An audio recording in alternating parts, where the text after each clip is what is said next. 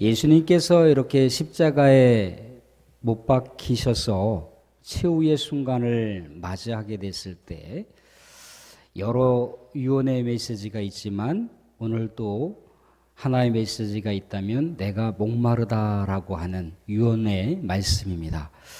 우리 주님께서 모진 채찍질과 고문을 받으시고 나서 정말 피를 낭자하게 다 흘리시고 또 두 손과 발에 못이 박힌 채 많은 피를 흘린 다음에 이렇게 십자가에 못 박혀 있는 채로다가 내가 목마르다라고 하는 그 모습을 우리가 상상해 보게 되면은 어떤 마음이 들겠습니까? 아마도 우리는 이런 경험들을 해보셨을 거예요. 육신적으로 심한 갈증 때문에 목이 말랐을 경우, 또 하나의 경우가 있다면 내가 어떤 중요한 소식, 희망의 소식, 복된 소식을 간절하게 기다렸을 때의 그 어떤 목마른 갈증.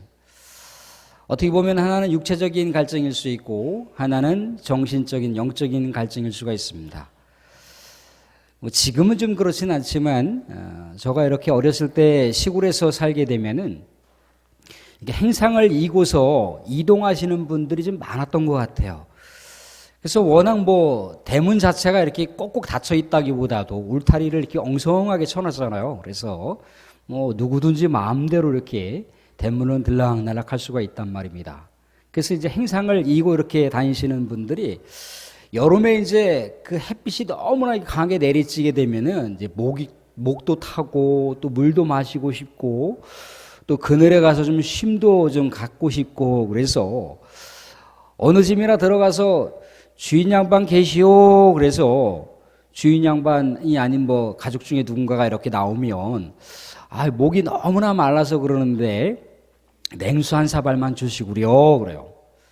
그럼 이렇게 냉수 한 사발을 딱 갖다 드리면은 그냥 한숨에 벌컥 막 마시면서 아유 이제 살겠다. 아이고 살겠다. 막 그럽니다. 갈증이 이제 해소됐다는 거잖아요. 얼마나 목이 말랐으면 그 냉수, 시원한 냉수 한 그릇에 갈증을 해결하면서 죽으려고 했었던 자신의 몸이 다시 소성케 됐다라고 하는 표현으로 아유 이제 살겠다 이렇게 얘기를 해요. 육신적인 그 갈증이 해소되는 듯한 그 모습을 볼 수가 있잖아요. 우리 사랑하는 권사님들이나 또 장로님들이나 집사님들 같은 경우가 중동에 갔다 오신 분들이 계실 수 있을 것 같아요. 사우디, 아라비아, 예전에 중동 이렇게 우리 근로자가 가서 일했을 때 또 가셨던 분들도 계시지만 성지 때나 아니면 또 중동 지역에 주재원으로 이렇게 파견되셔서 중동 지역에서 살아본 경험이 있으신 분들은 아마 아실 거예요. 우리나라 삼복더위가 가마도 더위라고 얘기하지만 중동의 그 여름 더위에 비교해 보면 우리나라 여름 더위는 착한 더위예요. 착한 더위. 거기는 얼마나 더운지 이 공기 자체를 들이마시잖아요. 공기 자체를 들이마시면 이 폐가 막 데펴지는 듯한 느낌을 막 받아요. 콧구멍으로다가 더운 열기가 확 들어오면 이 콧구멍에서부터 폐가 그냥 답답하게 다 막히는 듯한 그런 아마 경험이 있었을 것 같습니다. 그래서 이제 물이 없으면 도저히 이렇게 이동을 할 수가 없어요. 그래서 물 한 병씩을 꼭 갖고 다니는데 워낙 이제 날씨 자체가 덥단 말이죠. 그러니까 물을 갖고 다녀도 한 10분, 20분 되면은 냉장고에 있던 물이라고 할지라도 금방 미지근한 물이 돼요. 미지근한 물을 아무리 마셔봐야 그 갈증이 해소되겠습니까? 해소가 안 되죠. 더한 갈증을 아마 느낄 겁니다. 우리 사람의 몸이요 70%가 물이잖아요. 그래서 땀과 또 거친 호흡으로 인해서 수분이 많이 이렇게 빠져나가면 극심한 갈증을 우리가 느끼게 되어 있습니다. 그런데 그 사실을 우리가 알고 계시겠지만 피를 많이 흘리거나 아니면 많은 고문을 통해서 몸이 많이 손상이 되거나 그러면 더할 수 없는 아주 강렬한 그런 갈증을 호소한다고 합니다. 그러니까 예수님께서 그 모진 고문과 채찍으로 인해서 몸이 다 뭐 걸레 조각처럼 다 이렇게 갈기갈기 찢겨진 거잖아요. 거기서 피가 막 나왔다고 생각을 해보세요. 혈관들이 터지면서 피가 흐르고 또 발과 양손의 피가 또 흥건하게 흘려지게 되고 또 수많은 사람들로부터 또 야유와 조롱과 또 수치를 당한 상황에서 그 정신적인 고통과 영적인 고통이라고 하는 건 이루 말할 수 없겠죠. 자기가 십자가에 못 박히는 그것은요, 단순하게 사람들로부터 이렇게 손가락질 받고 조롱을 당하는 차원을 떠나서 성부 하나님으로부터 버림받는 상황이거든요. 성부 하나님과 삼위일체 하나님 안에서 늘 언제나 그렇게 함께 동거하고 친교하고 사랑을 나누고 믿음과 사랑과 소망의 그 교제를 나누었었는데 그 성부 하나님으로부터 단절된다고 생각을 해보세요. 그 영적인 고통이 얼마나 강렬하겠습니까? 이때 느껴지는 갈증이야말로 말할 수 없는, 말로 표현할 수 없는 아주 심각한 그런 갈증일 수가 있는 거죠. 예수님께서도 그래서 자기가 이 땅 가운데 하늘의 존재지만 사람의 몸을 입고 이 땅 가운데 오셨음으로 인해서 사람의 몸이 느끼는 그 고통과 갈증을 고스란히 느끼시는 거예요. 그 십자가 산상에서 내가 목마르다라고 육신적인 처절한 고통을 이렇게 비명으로 다 호소하셨다라는 겁니다. 근데요, 또 하나 우리가 알 수 있는 건 뭐냐면 이 목마르다라고 하는 단어가 딥소라고 하는 단어인데 이 딥소라고 하는 단어는 갈망하다, 또 열망하다, 또는 어떤 일에 대해서 간절하게 기대한다, 그런 단어의 의미가 내포되어 있어요. 그러니까 예수님께서 십자가에 못 박히셔 내가 목마르다라고 했을 때 우리가 그 구절에 나오는 걸 보게 되면은 모든 일이 이루어졌음을 아시고 성경을 응하게 하사, 뭐 그런 표현이 나올 수가 있어요. 그러니까 예수님께서 하나님의 뜻을 이루기 위해서 성경을 성취시켜 가기 위해서 그토록 갈망하셨다라고 하는 것을 생각해 볼 수가 있어요. 그러니까 정신적이며 또 영적인 어떤 그 간절하게 소망하는 바에 대한 기대치가 있을 때 목마르다, 또 배고프다, 그런 표현을 쓰게 되잖아요. 우리 수능생들이 시험을 봤어요. 우리 또 취준생들이 시험을 봤습니다. 잘 본 것 같은 생각이 들어요. 그럼 그 결과에 대한 기대치가 있을 거 아니겠습니까? 야, 이번에 합격할 것 같은데, 아, 이번에 좋은 점수 맞을 것 같은데, 그런 기대치가 있을 수 있는 거예요. 또 우리도 그렇잖아요. 이렇게 고난주간 특별 새벽 기도 기간 때 또 하나님께 간절하게 또 올려드리는 기도 제목들이 있잖아요. 그죠?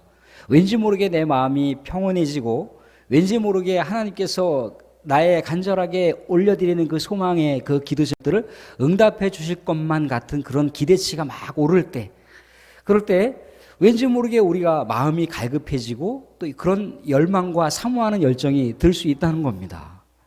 이때 또 목마르다라고 하는 표현을 쓸 수가 있는 거겠죠. 우리 2002년도를 떠올려 보실 수 있을 거예요. 막 이제 한국이 어딘가요? 이탈리아하고 이렇게 16강전에서 이렇게 8강에 오르게 됐잖아요. 그죠? 놀라운 그 한국 축구 역사의 한 획을 그을 만한, 그래서 모든 백성들이 막 환호를 했어요. 이런 쾌거를 감히 우리가 어떻게 가능할 수 있겠는가 그랬단 말이죠. 근데 그때 그 한국 그 월드컵 이 선수단들을 총지휘했었던 사람이 거스 히딩크라고 하는 사람이잖아요. 그죠?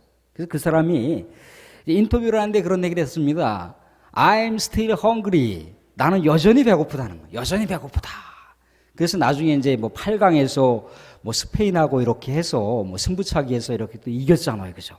나중에는 이제 4강까지 오르게 되는, 4강에서 뭐 이제 독일 선수들한테 이렇게 고배를 마시긴 했지만, 여하튼 그때 16강에 오르고 또 8강에 오른 것만도 우리는 막 감격에 겨워갖고 막 온 거리마다 막 환호성이 터졌던 것 같아요. 근데 이 히딩크라고 하는 사람은 나는 여전히 배고프다, 나는 여전히 목마르다 라고 하는 표현을 했다는 겁니다. 우리 주님께서 그랬다는 거예요. 육신적인 고통에 대한 목마름도 있었지만 이 목마름 안에는 하나님의 일, 하나님의 뜻이 자신이 십자가에 못 박힘을 통해서 온전하게 성취되는 것에 대한 갈망이 있었다는 겁니다. 그래서 오늘 성경 말씀을 다시 한번 보도록 하겠습니다. 성경 말씀 보겠습니다. 성경 말씀 28절 같이 한번 읽겠습니다. 시작. 그 후에 예수께서 모든 일이 이미 이루어진 줄 아시고 성경을 응하게 하려 하사 이루시되 내가 목마르다 하시니. 예수님께서 목마르다라고 했을 때 우리 그 성도님들 그 목마르다라고 하는, 내가 목마르다라고 하는 그 단어 앞에 뭐라고 이렇게 주석이 하나 써 있어요. 그죠? 뭐라고 써 있지 않나요? 니은인가라고 써 있지 않나요? 예, 니은인가로 써 있고, 그리고 성경책 밑에 하단에 보시면 시편 69편 21절이 나와 있어요. 그죠? 그래서 예수님께서 이 시편 69편과 또 22편에 대한 이야기를 이제 자신의 현재 고난받는 상황에다 갖다 투사를 시켰어요. 이 시편 22편과 시편 69편은 이 시인이 고난받는 상황 속에서 하나님께 처절하게 탄원하면서 울부짖는 시편들입니다. 그러니까 대적자로 인해서, 원수들로 인해서 자기를 그렇게 죽이려고 살기 등등하게 달려드는 그 사람들 앞에 사방의 우겨쌈을 당한 상황에서 조롱받고 비판받고 또 여러 가지 순환을 당하는 상황 속에서 하나님, 이 상황 속에서 나를 건져 주십시오. 내 지금 뼈가 어긋나고 내 혀가 천장에 붙었나이다. 내가 목마릅니다. 그들이 나에게 쓸개를 마시게 하여 고통스럽게 하고 있고 또 몰약을 주어서 나를 힘들게 하고 있습니다 라고 하는 얘기를 해주고 있어요. 사실 그것에 대한 정확한 내용이 29절에 나오기는 하지만 29절까지 가보지 않더라도 28절만 우리가 생각해 보더라도 예수님께서 정말 말할 수 없는 고통에 대한 그 절대적인 그 고통을 호소하기 위해서 내가 목마르다라고 하는 고통의 절규임을 우리가 알 수가 있습니다.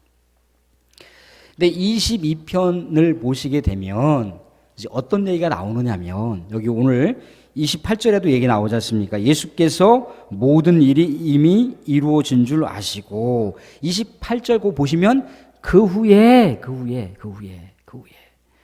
앞에 보시면 저쪽에 읽지는 않을게요. 군인들이 예수님을 십자가에 못 박고 예수님의 속옷을 막 이렇게 제비뽑기하는 장면이 나와요. 제비뽑기하는 장면이. 요 군인들이 예수님을 십자가에 못 박고 예수님의 옷을 제비뽑기하는 장면이 시편 22편에 그대로 기록되어 있습니다. 대적자들이 이 고난받는 시인의 수족을 찌른다라고 나와 있고 이 고난받는 시인의 속옷을 제비 뽑는다고 나와 있어요. 이 시편 22편은 다윗의 고난의 시편입니다. 다윗이 고난받는 상황 속에서 우리 하나님께 간절하게 구원을 호소하는 장면인 거예요. 그러니까 다윗의 고난, 이 아픔, 이게 이미 시편에서 기록되어 있단 말이죠. 이 다윗의 고난은 단선적으로 다윗 자신에게 고난이 제한되어 있는 것이 아니라 나중에 이 다윗과 동일한 고난을 받는 또 다른 인류 역사를 구원할 메시아가 이 고난을 받는다라고 하는 것을 예고적으로 알려주는 시편이기도 합니다. 그러니까 다윗이 받는 이 고난을 예수님께서 고스란히 자신이 받아서 이제 구약의 말씀을 성취한다라고 하는 의미가 모든 일이 이미 이루어진 줄 아시고라고 하는 억구 가운데 내포되어 있는 거예요.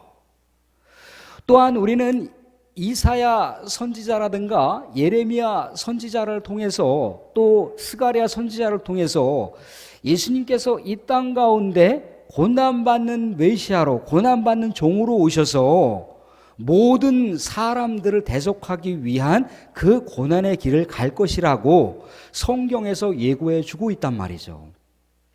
이 성경이 다 응해지고 난 다음에 예수님께서 목마르다 하셨던 거예요. 그러니까 예수님께서 우리 하나님의 성경의 말씀을 다 이루시기까지 얼마나 갈급하게 우리 하나님의 뜻을 추구했고 그 뜻을 자신의 십자가 사역 가운데 정말 분투하면서 성취시켰는지를 우리가 헤아려 볼 수가 있습니다. 근데 이 하나님의 뜻이라고 하는 것은 우리가 18장 저쪽에 보시면 18장 한번 보시겠습니까? 18장 11절 한번 보시겠습니다. 11절 보시면 이렇게 나와 있습니다. 하반절 보시면 아버지께서 주신 잔을 내가 마시지 아니하겠느냐.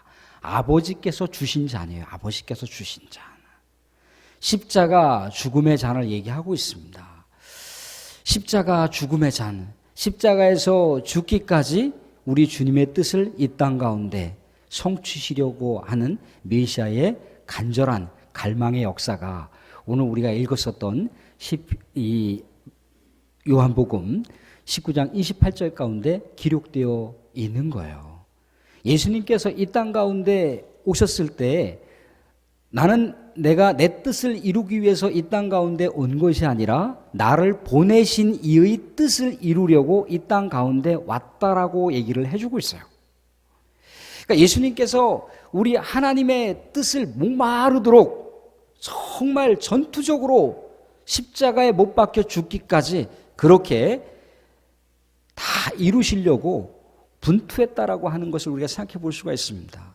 그렇기에 예수님의 이 목마른 갈증을 느끼기까지 우리 하나님의 뜻을 성취하려고 하는 이 의지가 있었기 때문에 우리가 이 세상 살아가면서 우리 주님을 바라봤을 때 목마른 갈증이 해소가 되는 거예요. 예수님께서 사마리아 여인에게 이 얘기를 했습니다. 너가 뜨러왔던 물은 마시면 마실수록 갈증을 느끼려니와 내가 주는 물을 마시게 되면 영원히 목마르지 아니한다라고 사마리아 여인에게 얘기를 해주고 있어요. 예수님께서 이 땅 가운데 오신 목적은 우리가 생각해 볼 수 있는 거죠. 당신께서 그렇게 십자가에 목마르기까지 죽임의 역사가 있음을 통해서 우리가 이 세상 살아가면서 우리의 삶의 내용 속에서도 얼마나 많은 갈증이 있고 목마름이 있겠습니까? 그런데 그것을 다 해결시켜 주시기 위해서 예수님께서 십자가에서 목말라 하셨다는 거예요. 그런데 때로는 우리는 이 생애를 살아가 보면서 계속해서 목마른 갈증을 느끼는 이유가 뭐겠습니까? 성경은 분명히 나를 믿으면 너희가 목마르지 아니한다라고 얘기를 하고 있어요. 너희가 나를 만나면 영원히 목마르지 아니하는 영생수가 너희들의 삶 속에 있을 것이라고 얘기를 해주고 있단 말이죠. 그런데도 불구하고 우리는 예수님을 믿는 삶을 살아가면서도 여전히 이 생애 속에서 무엇 때문에 목말라 하고 있는지 아마 스스로는 아실 거예요. 이 세상 가운데 우리가 의지하고 살았던 여러 가지 것들이 있을 수 있습니다. 근데 그 의지하고 살았던 것들이 영원하지가 않다는 거예요. 의지하고 살았던 것이 때로는 부메랑이 되어서 나의 심령을 훑고 갈 수도 있고요. 나의 신뢰의 관계를 깨트려 버릴 수도 있습니다. 사랑하는 자녀들과 행복하게 살아갈 수 있는 여러 가지 비책들이 많이 있을 수 있어요. 그죠? 근데 그거를 우리가 붙들고 살아간단 말이죠. 근데 그것만 붙들고 살아가는데 그것으로 인해서 혹여라도 내가 내 자녀들과 갈등을 겪는 경우는 혹시 없습니까?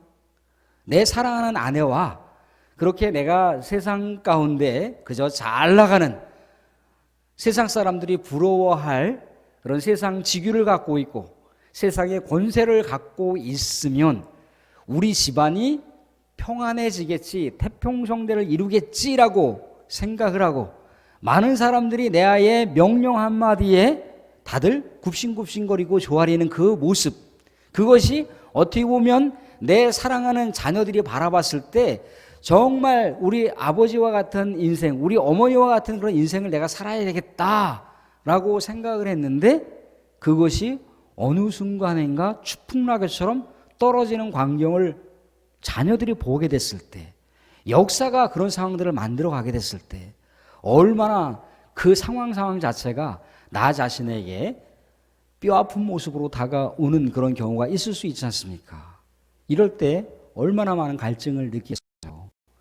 최근 들어서 어떻게 보면은 사회 전체를 선도할 만한 그런 위력적인 인사들이 이렇게 좀 불미스러운 그런 상황 속에서 어떻게 보면은 그들의 어떤 종국적인 말로를 보는 듯한 그런 모습을 이렇게 우리가 뉴스를 접해보거나 언론을 통해서 이렇게 한 번씩은 씁쓸한 미소를 지면서 아마 바라보시게 될 거라는 겁니다. 어쩌다가 왜 저분들이 저렇게 됐을까? 어쩌다가 저런 상황 가운데 저분들이 저기 몰아갈 수밖에 없었을까를 생각해 보게 되면 분명히 저분들 중에는 믿는 사람들도 있었고 저분들 중에는 교회 중직들도 있었는데 왜 그런 삶을 살 수밖에 없었을까를 생각해 보게 되면 우리가 오늘의 성경의 말씀과 빗대어서 생각해 보자는 거죠. 정말 갈급한 심령으로 하나님을 찾았는가?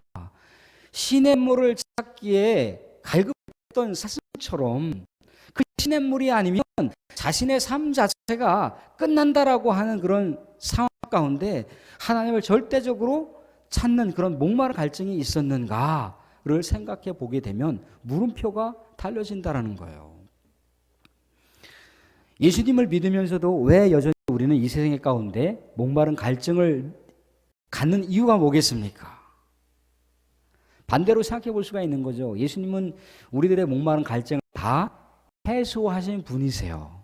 그러면 우리가 우리의 삶 속에 갈증을 느낀다는 것은 우리 주님을 통해서 나의 갈증을 해소하려고 하지 않기 때문이라는 겁니다. 주님 그거는 기본이고요. 주님 말고 다른 것으로 내가 갈증을 찾고자 합니다. 그랬을 때는 주님이 나의 상황 속에서 나의 목마른 갈증을 해소할 수 있는 진정한 주체자가 되지 않는다는 겁니다. 그분은 나를 믿으면 목마른 갈증이 해소된다고 했어요. 영원히 목마르지 않는다라고 약속을 하셨다는 겁니다. 근데 우리가 추구하고자 하는 삶의 좌표는 무엇이겠습니까? 저는 이 세리 마테라고 하는 사람이 그의 삶의 좌표가 뭐였었나요? 그저 로마로부터 주어져 있는 명령, 자기의 직책은 세관이거든요. 세금을 걷어들이는 게 자신의 삶의 목표예요. 어떻게 해서든지 많은 사람들에게 정확한 세금을 받아들이고 또 이윤을 남기기 위해서 악랄하게 세금을 포탈하는 게 세리의 삶의 좌표였다는 겁니다. 세리가 여전히 그 직책을 감당하기 위해서 이렇게 자리하고 있는데 예수님께서 자기를 따르라고 했어요. 자기를 따르라고. 이때 세리가 어떻게 반응을 했습니까? 모든 것을 버려두고 예수님을 따랐더라라고 나와 있어요. 진정한 제자의 모습을 볼 수가 있는 거죠. 사마리아 여인이 또 어떻게 반응했는가요? 내가 메시아를 만났다, 그리스도를 만났다라고 그렇게 자신의 삶 속에서 예수님을 직접 경험하고 나서부터는 자신의 삶의 좌표가 완전히 바뀌었어요. 많은 사람들 앞에 서는 그 자체가 수치와 조롱과 비방거리밖에 될 수밖에 없는 이 지구한 여인의 삶이 이제 예수를 만나고 인해서 그 어떤 것도 두렵지 않다는 거예요.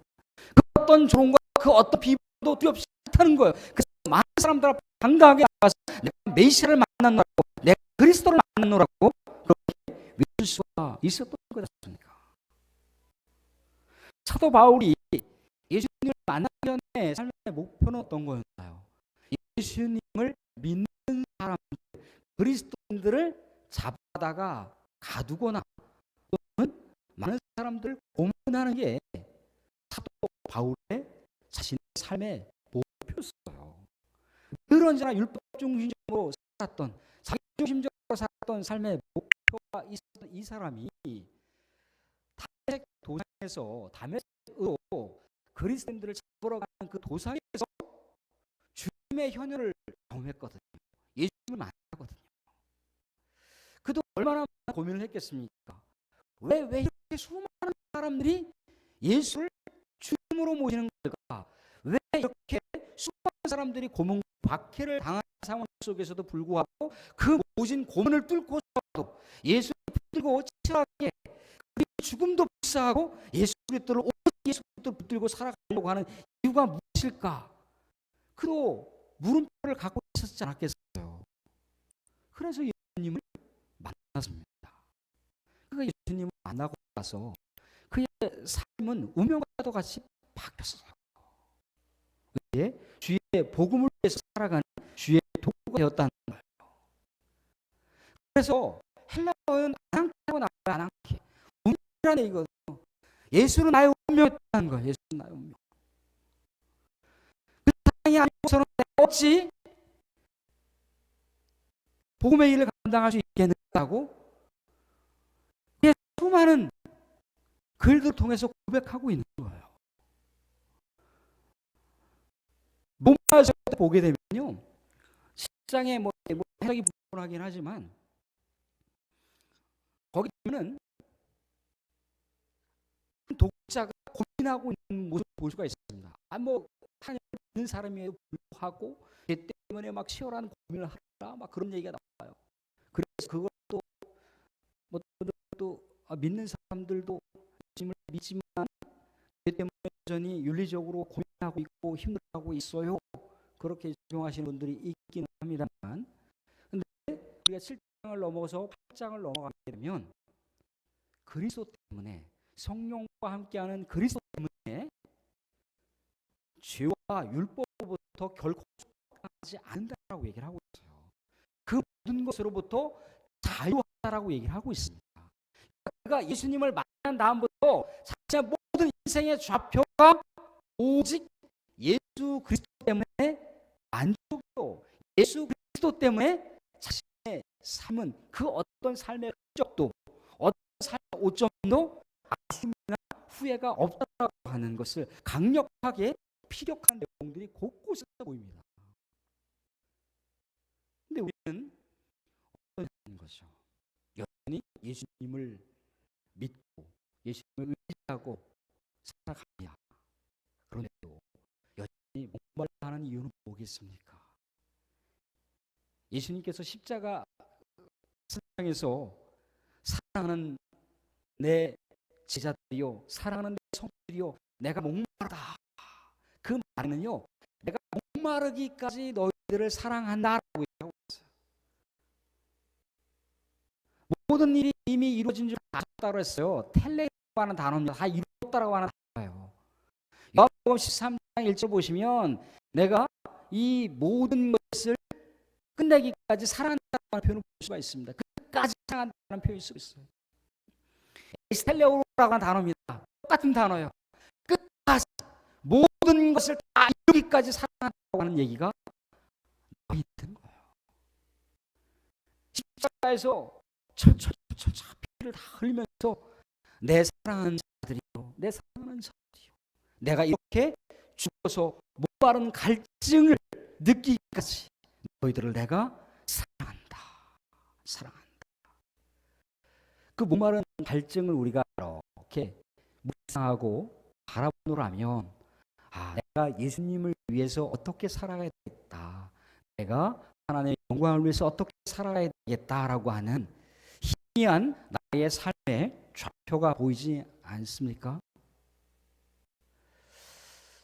아마도 우리 이런 생각 가질 수 있어요.